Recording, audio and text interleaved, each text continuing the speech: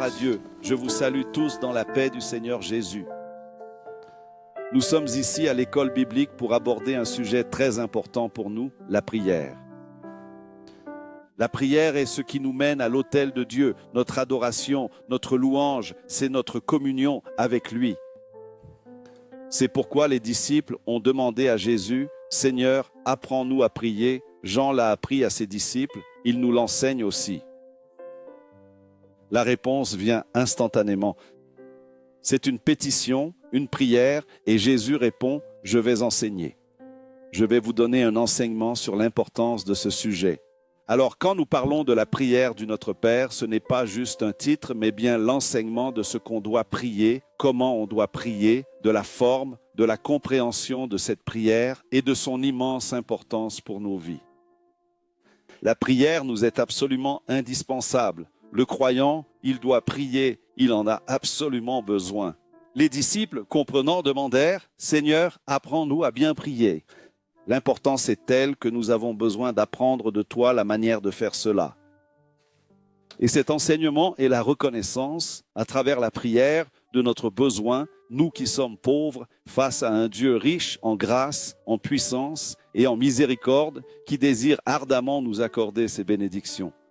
Le Seigneur veut nous bénir, c'est sa volonté, alors priez sans cesse, car je veux bénir. J'ai des bénédictions pour mon peuple, alors priez. Nous sommes donc dans le besoin, nous sommes dépendants du Seigneur. Nous le reconnaissons, nous avons besoin de cette faveur de Dieu pour nous, car il est notre Père, il est notre Père céleste. Ainsi, dans la prière, nous nous rappelons constamment ce que le Seigneur représente pour nous, ainsi que nos devoirs envers lui et l'ensemble de nos besoins. Et lorsqu'on évoque cette prière, elle comporte en elle les 7 parties que l'on peut y relever. La première est une introduction qui dit « Notre Père qui es aux cieux ». Et 3 demandes qui sont en rapport avec la gloire du Seigneur, la gloire de Dieu.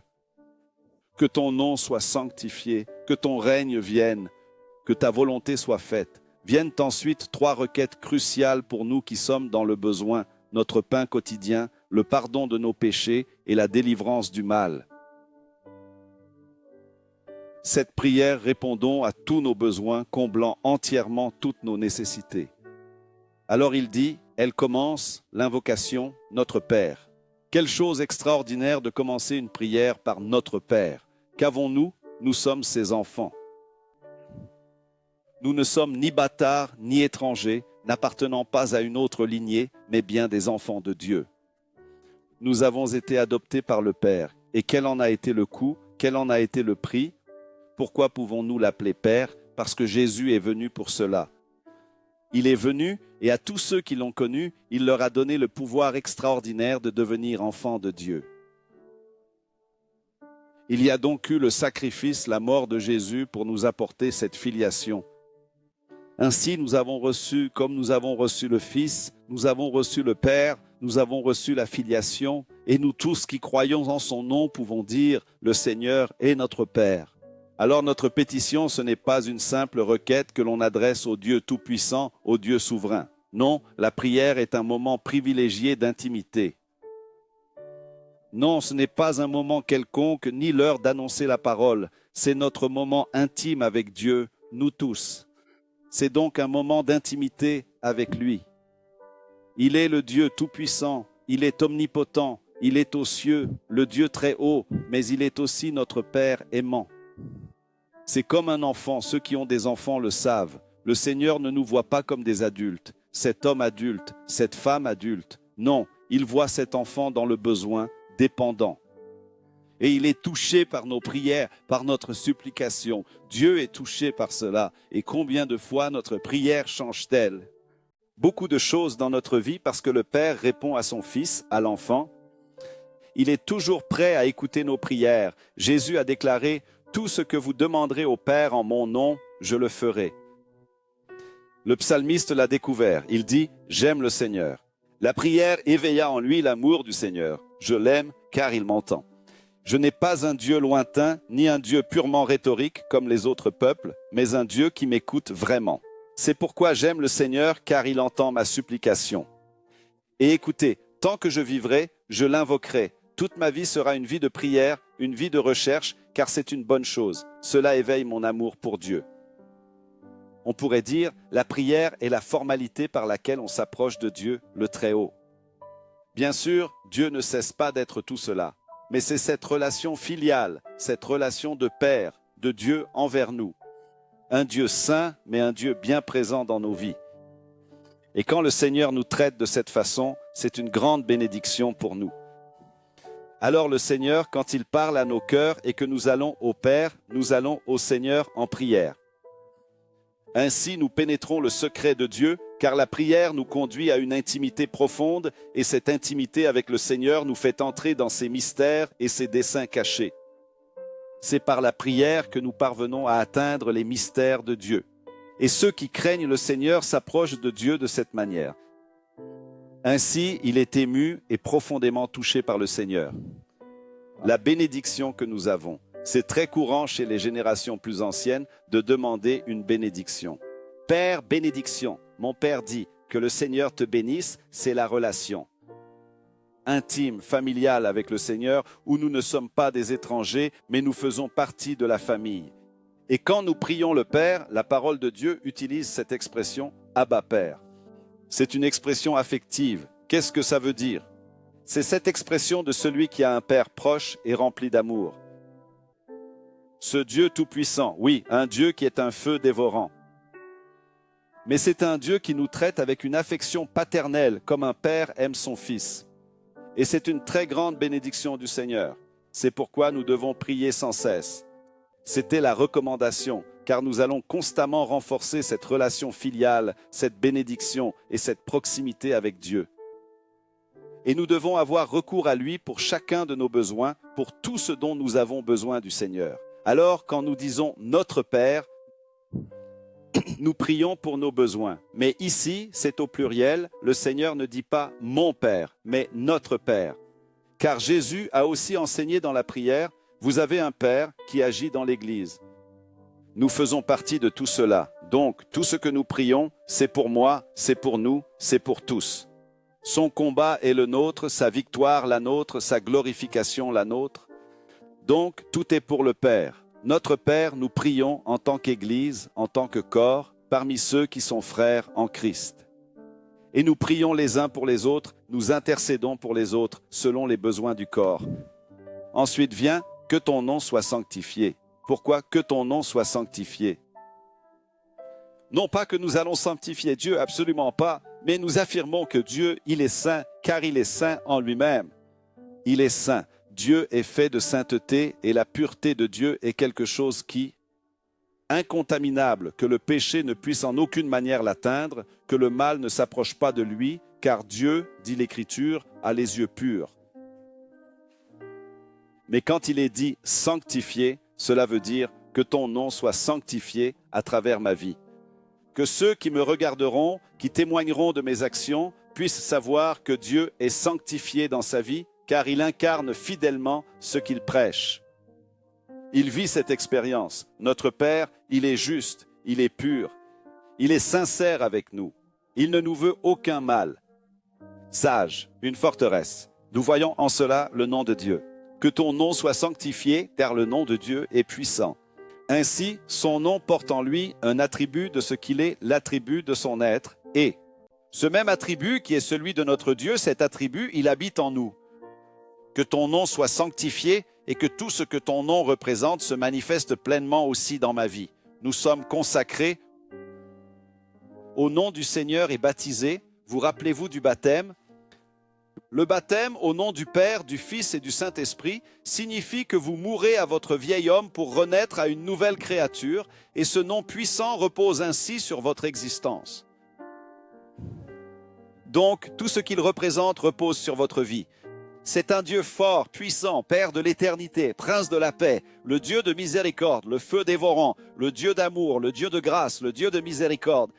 Toutes ces choses sont sur nous. C'est le Seigneur qui nous permet de vivre l'expérience de ce nom extraordinaire, de l'expérimenter pleinement dans notre vie, que tout ce que nous faisons soit entièrement pour la gloire de Dieu, pour sa louange et l'adoration de son nom précieux. de sorte que quand le monde posera ses regards sur nous, il sera naturellement incité à glorifier Dieu, reconnaissant qu'il est réellement présent en nous. Le nom de Dieu repose sur lui, car il a pleinement compris l'essence de ce projet divin, cette magnifique réalité qu'est la glorieuse présence de Dieu.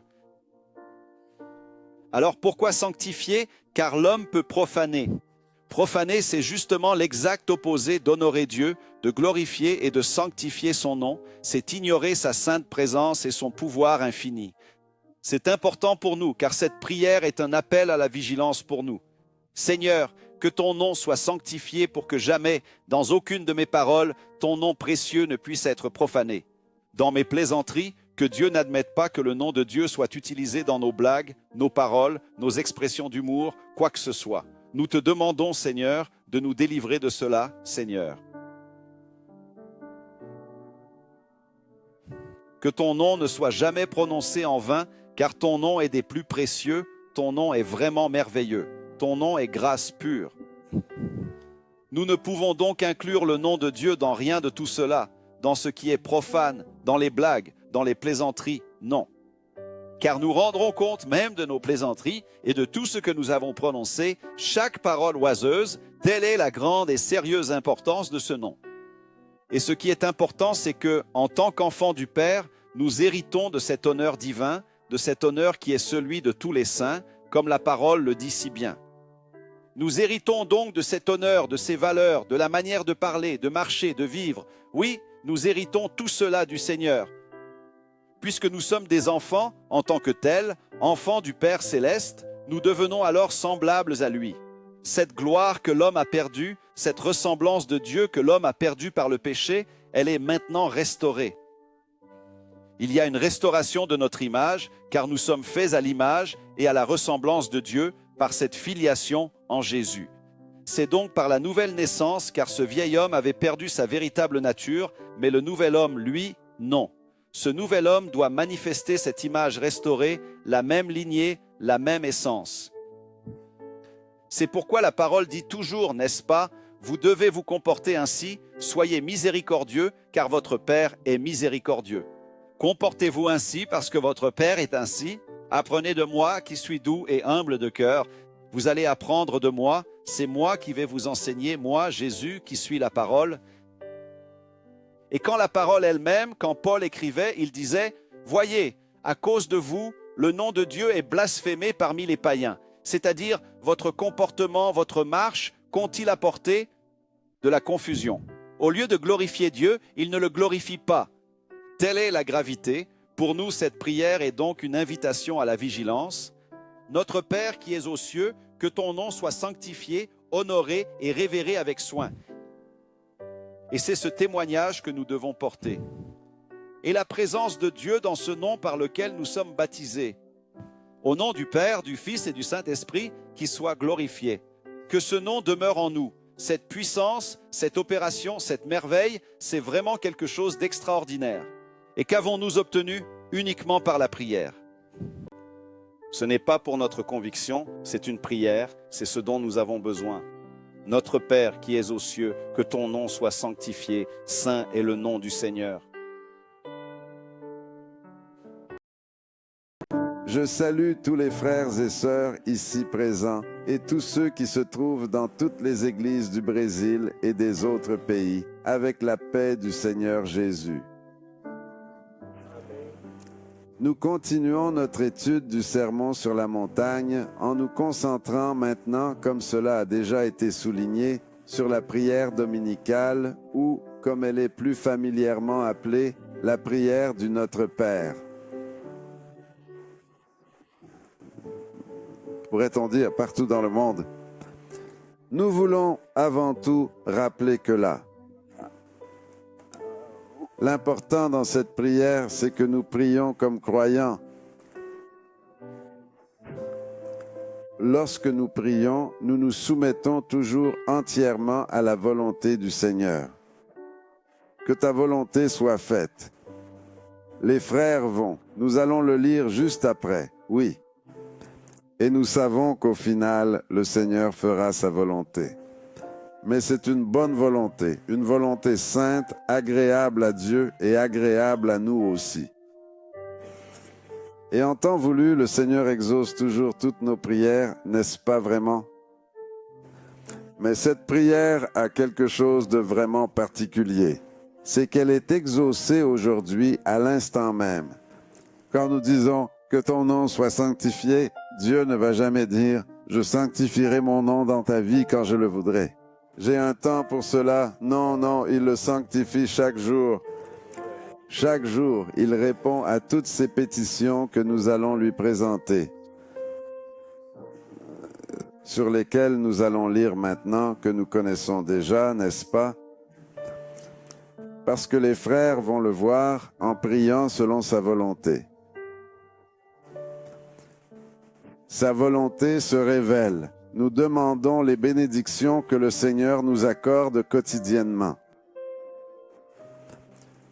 La demande qui suit est celle-ci, que ton règne vienne.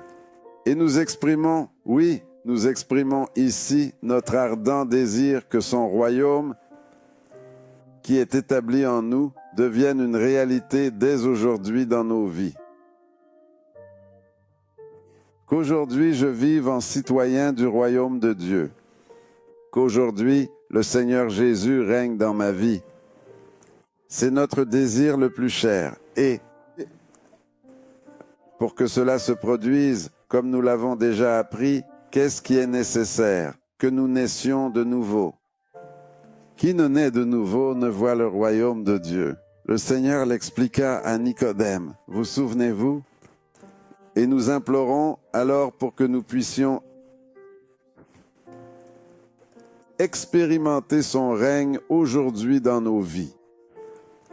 Mais évidemment, nous aimons ce royaume de Dieu à tel point que nous désirons qu'un jour nous puissions en jouir pleinement dans la gloire, n'est-ce pas?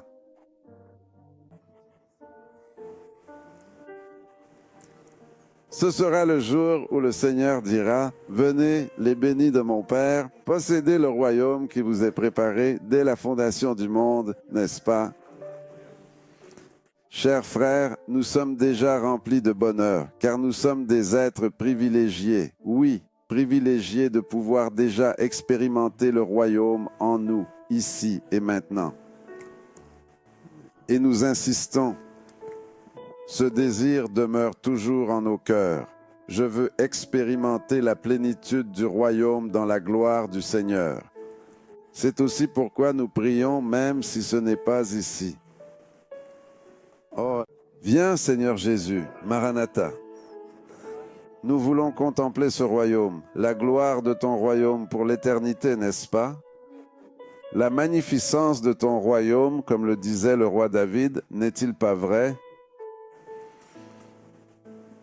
Nous nous rappelons à présent que dans Matthieu 13, nous découvrons 7 paraboles, celles-ci étant justement reconnues comme les paraboles du royaume. Le royaume de Dieu est comparable à, et en lisant chaque parabole, nous nous rendons compte que le royaume de Dieu est une réalité aujourd'hui, maintenant, dans le cœur de tous les serviteurs de Dieu, de tous ceux qui sont nés de nouveau. Et notre désir est celui-ci, vivre la réalité de ce royaume en nous. Comment? Nous le savons bien.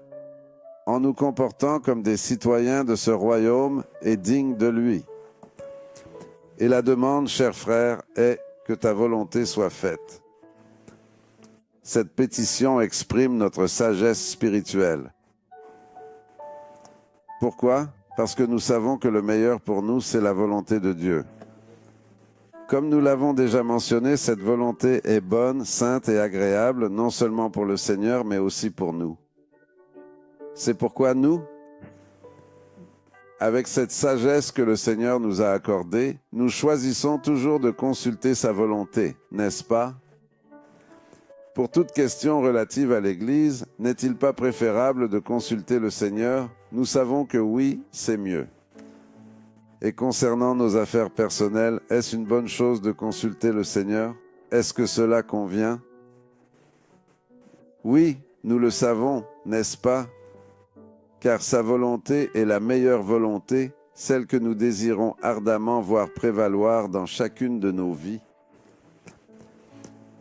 Très bien, et dans cette requête, que ta volonté soit faite, nous manifestons notre dépendance totale vis-à-vis du Père céleste. Notre dépendance et notre confiance en lui. Nous sommes en train de dire, Père céleste, mon Père, notre Père, que ta volonté gouverne ma vie, car je désire t'obéir. Cela plaît au Père comme cela plaît à n'importe quel Père terrestre. Avez-vous déjà vu? Je ne sais pas si tout le monde vit cette expérience, car tous ne sont pas père ou mère d'un enfant, n'est-ce pas? À 40 ans, il vient voir son père. « Papa, je veux prendre une décision. Qu'est-ce que tu penses que je devrais faire? » Ah, le père est si heureux, vous savez. J'étais content. Mon fils de 48 ans est venu me voir et m'a dit « Papa, qu'en penses-tu » Je me suis dit « Tiens, c'est intéressant. Il a déjà tant d'expérience de vie et il me demande encore mon avis, n'est-ce pas ?» J'ai été ému. Maintenant, imaginez notre Père céleste, n'est-ce pas? Père, qu'est-ce qui est le mieux pour moi? Et le Seigneur Jésus nous a donné un exemple de confiance en la volonté du Père céleste au moment crucial de sa vie, quand il a dit « Père, si tu le veux, éloigne de moi cette coupe. Éloigne de moi la croix. Néanmoins, que ta volonté soit faite et non la mienne. C'est une chose merveilleuse, n'est-ce pas? » Il a pleinement agréé le cœur du Père. Et cette requête, chers frères, que ta volonté soit faite, exprime notre condition de serviteur. Un serviteur est celui qui exécute la volonté de son Seigneur. Nous sommes des enfants, mais nous sommes aussi des serviteurs, n'est-ce pas? L'Église fidèle est ainsi, elle est la servante du Seigneur parce qu'elle est entièrement obéissante au Seigneur. Elle suit l'exemple du Seigneur Jésus-Christ. Nous nous souvenons de cette occasion où les disciples sont venus vers le Seigneur en lui rappelant qu'il avait besoin de se nourrir. Alors le Seigneur Jésus a répondu, « Ma nourriture, c'est de faire la volonté de celui qui m'a envoyé et d'accomplir son œuvre entière. » Frères, la parole de Dieu dit, « Ayez le même sentiment que Christ Jésus. » Avons-nous en nous ce sentiment? Pouvons-nous répéter ces paroles du Seigneur Jésus pour nous-mêmes? Ma nourriture, c'est de faire la volonté de celui qui m'a envoyé et d'accomplir son œuvre. Frères et sœurs, c'est la demande que le Seigneur nous enseigne ici, que ta volonté soit faite. C'est une claire évidence que nous sommes vraiment nés de nouveau. C'est une évidence que nous sommes déjà passés de la mort à la vie, une preuve éclatante de notre nouvelle naissance. Dans l'Ancien Testament, le roi David nous a laissé un exemple de fidélité au Seigneur, d'obéissance au Seigneur. Et c'est la raison pour laquelle le Seigneur a parlé de lui en disant « J'ai trouvé David, un homme selon mon cœur qui accomplira pleinement toute ma volonté. » Il était véritablement selon le cœur de Dieu. C'est pourquoi Dieu aima David. C'est pourquoi le Seigneur nous aime. Il aime son Église et chacun de nous individuellement. Amen. Dans le Nouveau Testament, nous trouvons aussi l'apôtre Paul qui donne un exemple de vie pour nous tous. Ce n'est plus moi qui vis, mais c'est le Christ qui vit en moi. Et cette vie que je vis présentement, je la vis par la foi au Fils de Dieu. Amen. Chers frères, maintenant, à la requête qui suit, non pas la suivante, mais plutôt la complémentation de cette demande. Il en est de même sur la terre comme au ciel. Que ta volonté soit faite ici sur la terre comme elle est faite au ciel. Comment la volonté de Dieu se manifeste-t-elle au ciel? D'une manière parfaite parce que les anges, eux, obéissent au Seigneur avec une soumission complète et une totale perfection. Les anges ne pêchent pas. C'est extraordinaire, n'est-ce pas? Il y a une soumission complète à la volonté de Dieu au ciel. Et quand il regarde la terre, que voit-il? Ah, il voit une église fidèle qui dit aussi Seigneur, nous voulons suivre l'exemple de tes anges en termes d'obéissance et de fidélité à ton égard. Je veux marcher, Seigneur, conformément à ce qui se passe, ce qui a lieu dans les cieux. Puisque ta volonté s'accomplit parfaitement au ciel, je désire ardemment qu'elle s'opère aussi dans ma vie, dans nos vies. C'est le fervent souhait de ton Église, Seigneur. Et dans le gouvernement, dans le royaume de Dieu qui est en nous, il s'exerce premièrement sur, on peut le dire, sur son Église. N'est-ce pas? Le Seigneur gouverne son Église. Mais le Seigneur, en plus, gouverne nos vies de façon individuelle. Et le Seigneur désire nous gouverner, et pas uniquement en ce qui concerne les décisions que nous prenons concernant les choses spirituelles et éternelles,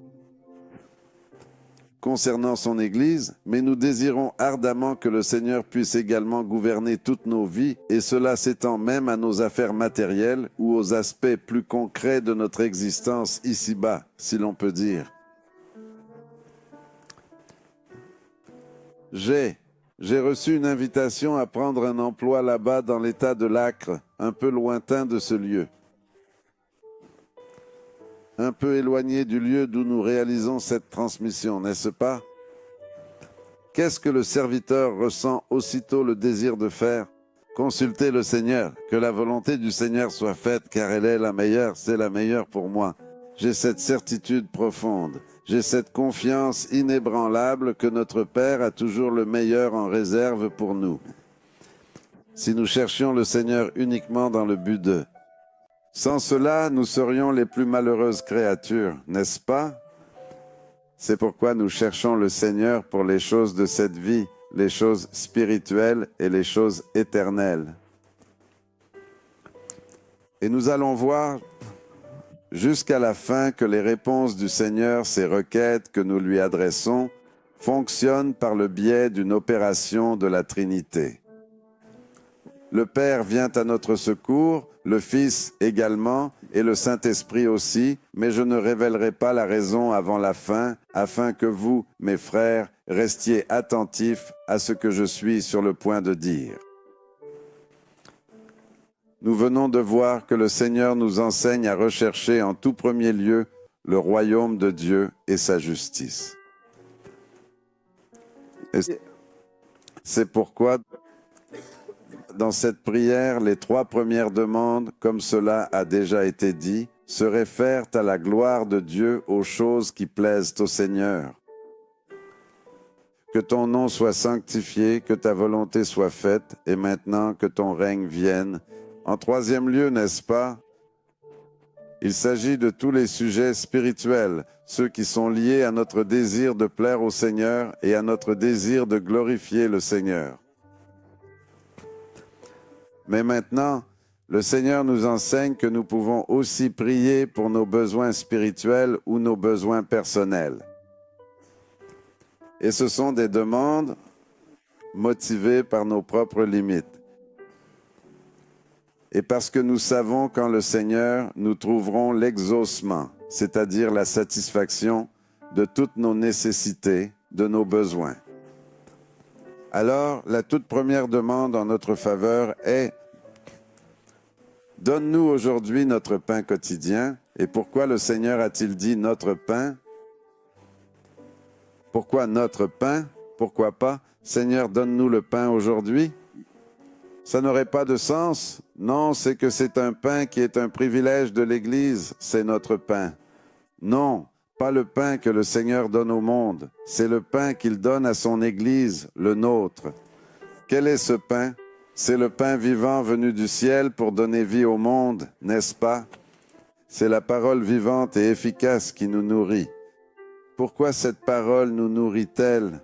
Parce qu'elle témoigne de la parole de Dieu qui s'est faite chair, qui est le Seigneur Jésus. Alors que nous sommes nourris par le pain vivant, par la parole révélée de Dieu,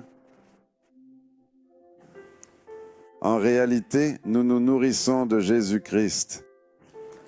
Le Seigneur Jésus est formé en nous et nous allons devenir plus semblables de plus en plus au Seigneur Jésus, le saviez-vous? Les médecins savent. Nous sommes ce que nous mangeons. De quoi sommes-nous en train de nourrir notre âme? De la parole vivante.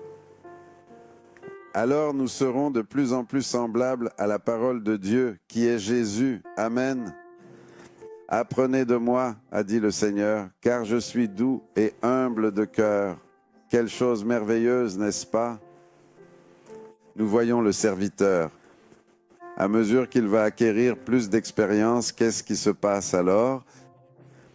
Il va devenir plus semblable au Seigneur Jésus, n'est-ce pas? Parce qu'il se nourrit de Jésus, de la parole vivante, du pain vivant qui descend du ciel. C'est notre privilège, notre pain, frère. Et seul Dieu peut nous donner ce pain aujourd'hui.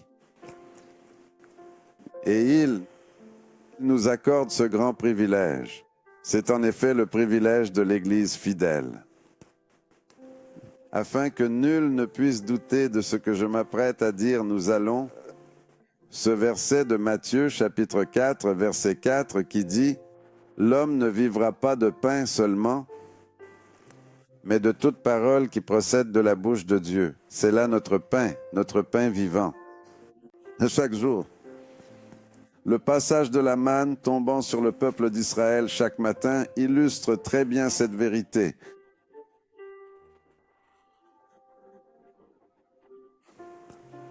Chaque jour, le Seigneur a une parole nouvelle pour nourrir son Église.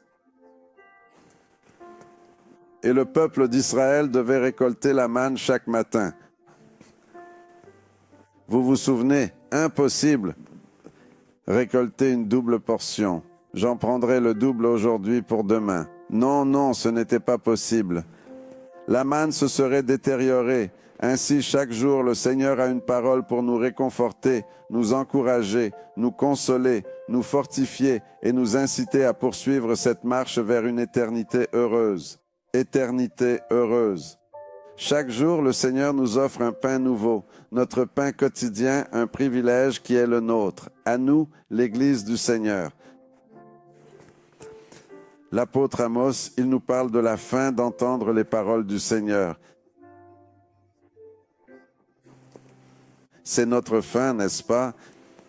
Nous avons soif de la parole de Dieu, une faim incessante, ce désir ardent de nous nourrir constamment de cette parole vivante et efficace qui, elle seule, comble pleinement toutes les profondes nécessités de nos âmes. C'est pourquoi nous sommes toujours présents au culte, n'est-ce pas vrai? Non, non, je ne vais au culte que 2 fois par semaine. J'ai seulement besoin de me nourrir 2 fois par semaine. Certaines personnes prennent cette décision et nous la respectons, n'est-ce pas? Nous ne critiquons pas, vous savez.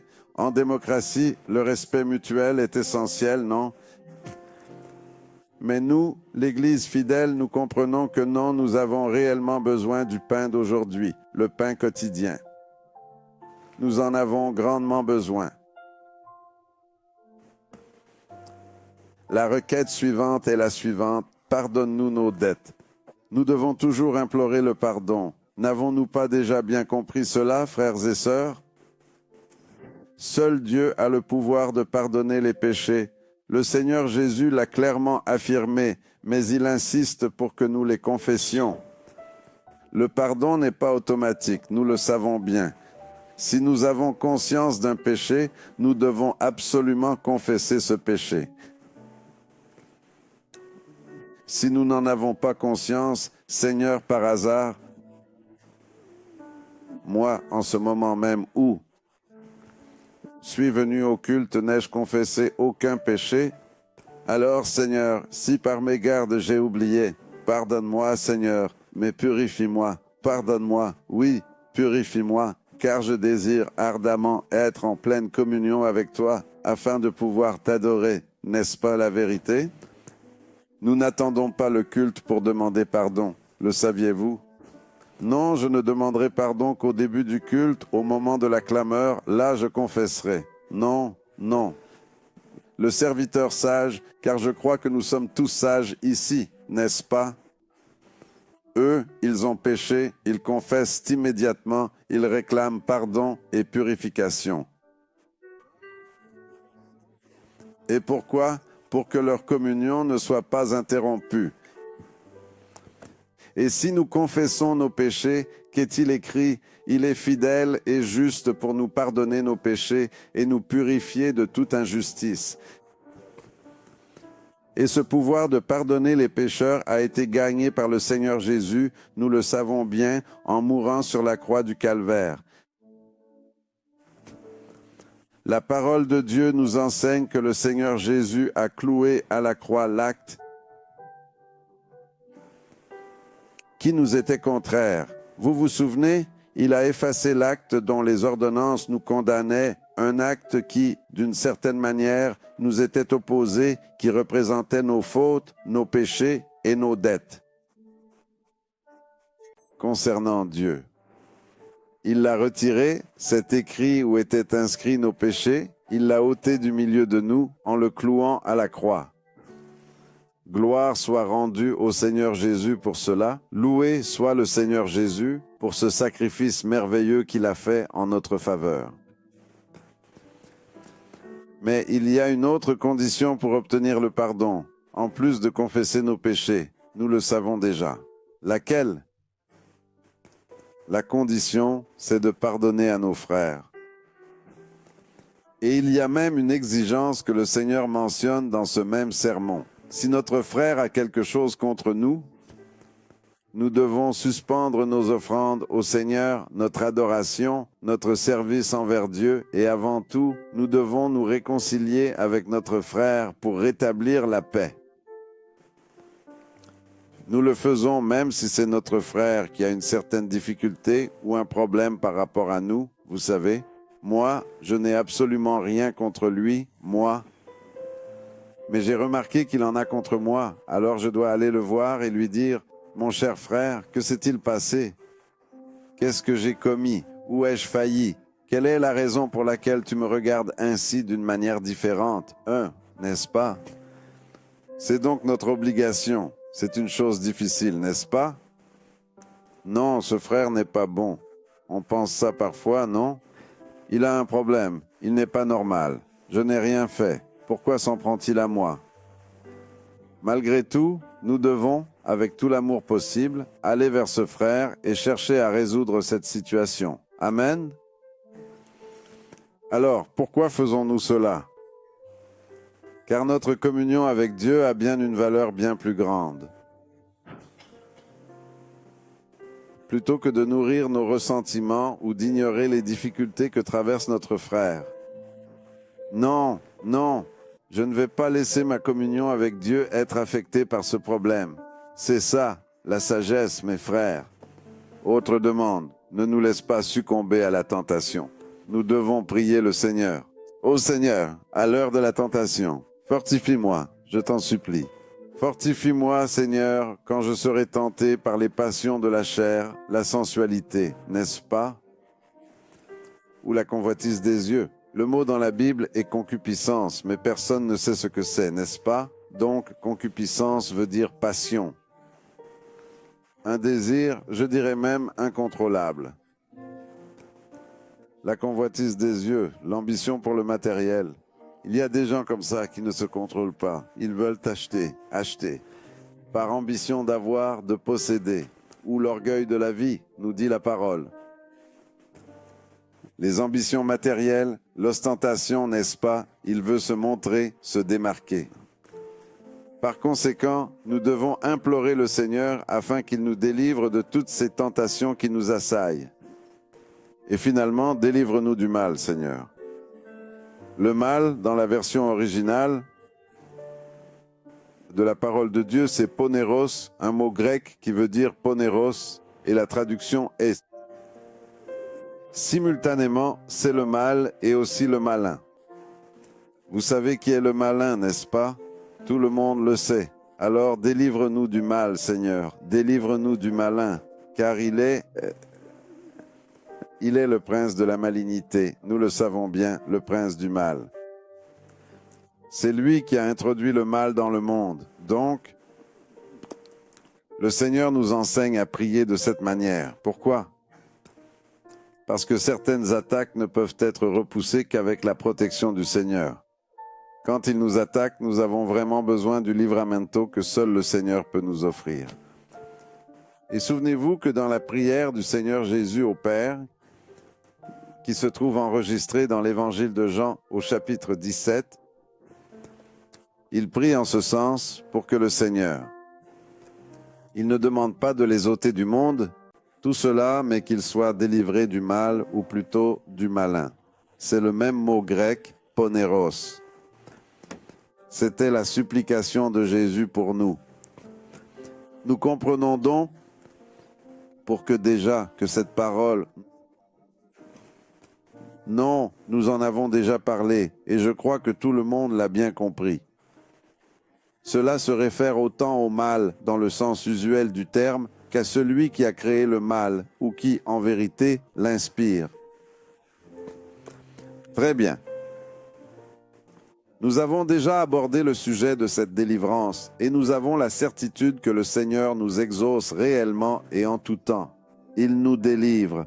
C'est une demande qu'il exauce certainement, qu'il exauce chaque jour. Mes frères, à travers cette prière, nous pouvons percevoir le grand amour de Dieu. Nous pouvons clairement discerner l'amour de Dieu dans chacune des pétitions. Toutes ces 6 pétitions, c'est comme si le Seigneur Jésus, en notre faveur, avait pu vous dire « Priez ainsi, priez de cette manière, afin que vous me connaissiez davantage. » Sachez que je suis votre Père, n'est-ce pas? Sachez que je suis toujours disposé à vous délivrer de tout mal, n'est-ce pas? Je suis disposé à vous fortifier, à vous soutenir dans les moments de la tentation. Je suis prêt à vous donner votre pain quotidien. Mes frères, savez-vous quel est ce pain quotidien dont il est question? C'est notre pain. La parole vivante qui descend du ciel afin de nous alimenter, n'est-ce pas? C'est comme si le Seigneur avait dit, « Mettez-moi à l'épreuve, demandez votre pain quotidien et vous verrez bien que je vais vous répondre, n'est-ce pas? Vous pouvez en avoir la pleine certitude parce que je vous aime, mes chers. » Et c'est comme si le Seigneur avait dit, « Vous allez me connaître tel que je suis vraiment en priant de cette manière. » De cette façon, c'est-à-dire avec ce contenu, en disant ces choses. Nous pouvons le dire avec nos propres mots, n'est-ce pas? Et vous allez voir que je suis un Père qui exauce les supplications et les prières de ses enfants. Vous allez me connaître tel que je suis, non seulement comme Père, mais aussi comme un Dieu sanctificateur. Que ton nom soit sanctifié dans ma vie, Seigneur. Je te sanctifie, mon enfant. Ô Seigneur, que ton règne vienne. Je régnerai, je règne et je continuerai à régner dans ta vie. Que ta volonté soit faite, Seigneur. Non, je vais te conseiller, je vais te révéler ma volonté à chaque pas, à chaque étape. Donne-nous aujourd'hui notre pain de chaque jour. Je suis un Dieu pourvoyeur pour ceux qui m'aiment, n'est-ce pas? Je pourvoirai à votre pain quotidien en ce jour. Seigneur, pardonne nos dettes. Je suis un Dieu pardonneur, vous verrez. Chaque jour, je continuerai à vous accorder mon pardon. Délivre-nous du mal. Vous vous rendrez compte que je vous ai protégé. Je suis un Dieu protecteur et un libérateur. Et donc, frères, pour conclure, dans cette prière, nous apprenons une fois de plus que Dieu peut absolument tout et qu'il détient à sa disposition toutes les ressources infinies de l'éternité. Et il met ces ressources à notre disposition. Demandez et vous recevrez. Frappez et l'on vous ouvrira. Combien plus votre Père vous donnera-t-il le Saint-Esprit à ceux qui le lui demandent? Et le Seigneur, tout cela, il le fait pourquoi? car à lui appartient le pouvoir, c'est la conclusion. À lui appartiennent le règne, la puissance et la gloire pour toujours. Amen. Toujours. Le royaume du Christ, le Seigneur Jésus, roi des rois, par la puissance du Saint-Esprit qui nous fortifie et nous rend capables de vivre des vies dignes du Seigneur. Et la gloire du Père va se manifester de plus en plus, toujours plus, dans nos vies. Loué soit le Seigneur.